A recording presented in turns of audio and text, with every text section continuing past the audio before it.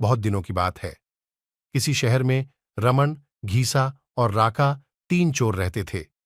तीनों को थोड्डा थोड्डा विद्या का ज्ञान था। तीनों चोरों को विधा का ज्ञान प्राप्त होने के कारण बहुत घमंड था। विद्या द्वारा तीनों चोर शहर में बड्ढे बड्ढे लोहे की तिजोरियों को तोड़ देते थे और बैंकों को लूट लिया करते थे। इस तरह तीनों चोरों ने शहर के लोगों की नाक में दम कर रखा। एक बार तीनों चोरों ने एक बड़े बैंक में डकैती करके सारा माल उड़ा दिया।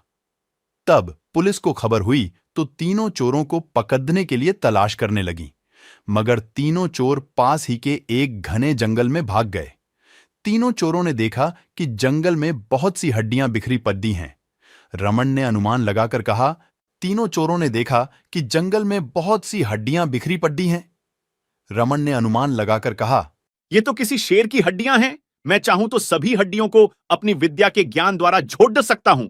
अगर ये शेर की हड्डियां हैं तो मैं इनको अपनी विधा द्वारा शेर की खाल तैयार कर उसमें डाल सकता हूं।